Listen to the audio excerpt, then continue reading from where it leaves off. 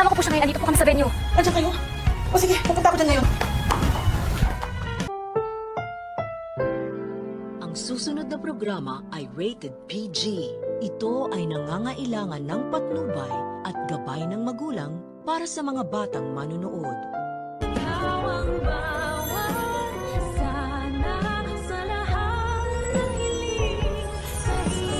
Pwede naman na mag-stay ka muna para sa natin yung mga bata. Sige na, para kay Lolo. Habang hinihintay nga natin ang tuluyang pagkagising nitong si Lolo Pepe upang mapirmahan niya na ang kanyang ginawang bagong last will and testament na hindi na nga kasama itong si Zoe, ay busy naman itong si Giselle sa pakikipaghabulan sa kanyang anak na si Justin. At lalo pa nga siyang mawawalan ng pag-asa na makasama ang kanyang anak dahil mababalitaan niya kay Ubeng na ito pala'y papalipad na ng Amerika.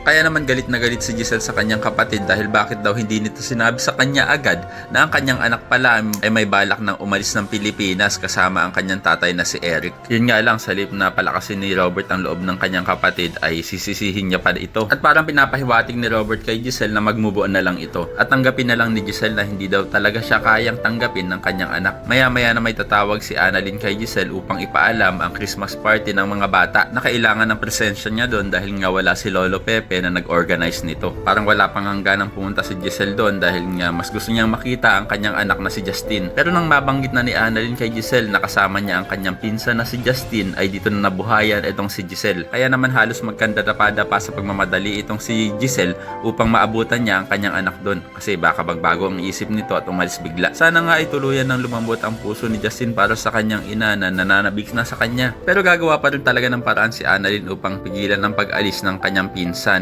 Nang ginagawa naman daw nilang pagdalo sa children's party ay para sa kanilang lolo. Kaya naman ko isa ka rin sa mga umaasang sana tuluyan ng magkasundo ang mag-inang Giselle at Justin ay pakilike ang video na ito and don't forget to subscribe. Thanks for watching and see you next time. Bye-bye!